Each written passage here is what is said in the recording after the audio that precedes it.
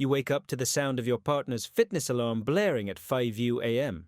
It's not even a ringtone, it's a motivational speech screaming no excuses while you're still trying to remember your own name. The room smells like menthol muscle rub and yesterday's resentment. You open your eyes and see them already in gym clothes, smiling. You feel judged by spandex. You try to hide under the covers, but they yank them off like a personal trainer, ripping your dignity away. It's day one, babe. We're doing this. Together. You mumble something that might be agreement or a threat. Doesn't matter. You're already being dragged out of bed by the ankles of commitment. Breakfast is a green sludge smoothie that looks like something from a witch's cauldron. They say it's full of superfoods. You say it tastes like blended lawn. They laugh. You gag. The blender is still running. So is your will to live. The gym is cold, fluorescent, and filled with judgmental mirrors.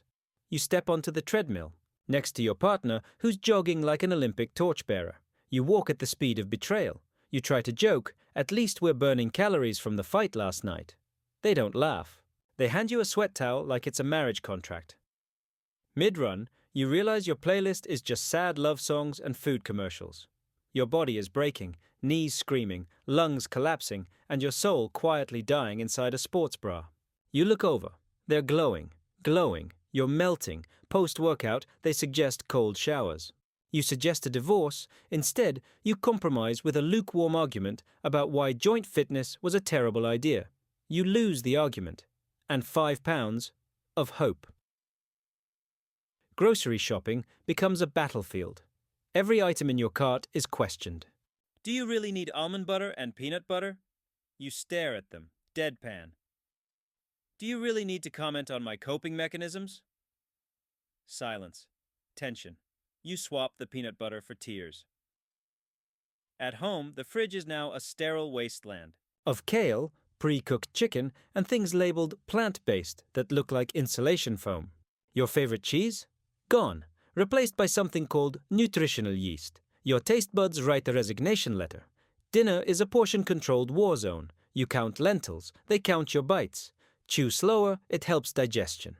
You fantasize about chewing them, slowly, digesting their dreams. Conversations shift from love to macros, from passion to protein intake. Did you hit your goal today? Becomes more intimate than, I miss you. You lie. About both. Week 2. The hunger transforms into rage. You snap at each other over coconut oil usage. 1 tablespoon, too many. And suddenly, you're in a full-blown fight about discipline, boundaries, and your childhood trauma. You find yourself crying in the shower, holding a granola bar. It's not even a good one. It's sugar-free, joy-free, and probably made of cardboard. And regret? You eat it anyway. It tastes like defeat. Date night is a meal prep workshop. You arrive expecting romance. You leave with 15 containers of quinoa and no dignity. They're thrilled. You consider staging a protein powder overdose. Sex? Distant memory. You're both sore, bloated with fiber, and repulsed by your own reflections. Romance dies somewhere between burpees and bran muffins. You try to spice things up. Lingerie, candles, slow music. They bring celery sticks to bed. You blink. They munch. You cry softly into the pillow. The smell of peanut butter substitute lingers in the air like betrayal. One morning, you step on the scale. It screams numbers you don't like. Your partner steps on and smiles. They're down 5 pounds. You're up 2. It's probably water weight, they say. You silently wonder if murder burns calories. Compliments start flowing. For them. Wow, you're glowing. You look amazing. No one says anything to you. You become the emotional before in their Instagram after. A shadow in their glow-up. Montage. You sneak into the pantry and find your secret snack stash, hidden behind vitamins and meal replacement bars. You eat 3 candy bars in the dark like a gremlin. Your heart races, not from sugar. From fear of being caught, they catch you, mid-bite, chocolate on your lip, shame in your soul. The silence is louder than any treadmill. You lied to me. You nod. I also lied about liking kale. Passive-aggressive post-its start appearing. Have you tracked your meals today?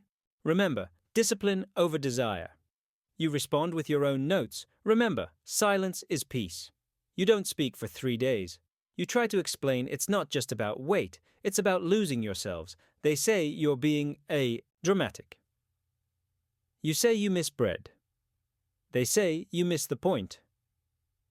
You say maybe the point was never shared in the first place. The sabotage begins. You cook dinner, add real butter. They take one bite and spit. Did you use dairy? You nod. They gasp. You grin. Petty revenge has a delicious aftertaste. They start working out with a new friend. A fitness buddy from work. Tall, chipper, suspiciously toned. You feel a new muscle forming. Jealousy. It's sore and growing fast. They post gym selfies. No tags. Captions like grind mode and leveling up. You read it as upgrading without you. You contemplate revenge yoga, but just lie on the mat and cry instead. You start hiding snacks in the car, under pillows, behind toilet tanks. They find one, a half-eaten donut. The look they give you is one of betrayal, heartbreak, and carbs. Fights now have food metaphors. You're half-baked. You're overcooked. You're emotionally raw. You both storm out into separate rooms, separate dreams, separate dietary goals. Counseling is suggested, not for the relationship, for emotional binge patterns. You attend one session, cry about pizza. Therapist says, thank you for being honest. You thank her with a pie chart of your cravings. You propose a diet break. They propose a relationship break. You propose never proposing anything again. You try one last dinner. Healthy pizza, romantic candles, 0 carbs. You toast with sparkling water. They say, to progress. You say, to surviving you. Mid-meal, you get indigestion and existential dread. Is this really who we are now? You ask. They shrug. Healthier. You stare into your salad and see the ghost of your former joy. The silence returns. Not peaceful silence, suffocating, flavorless silence, like steamed broccoli of emotions. You both live together, eat together, decay together. One day, you oversleep, miss the gym, miss the shame. You stay in bed. They go without you. They don't. Leave a note, you check social media. A post. Sometimes growth means letting go.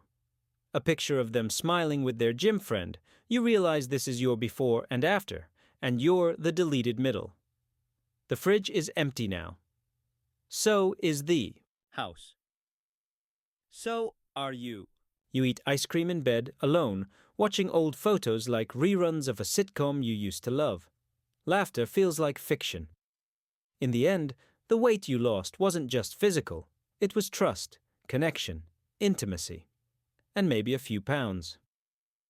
But mostly it was love, measured in calories, macros, and broken promises.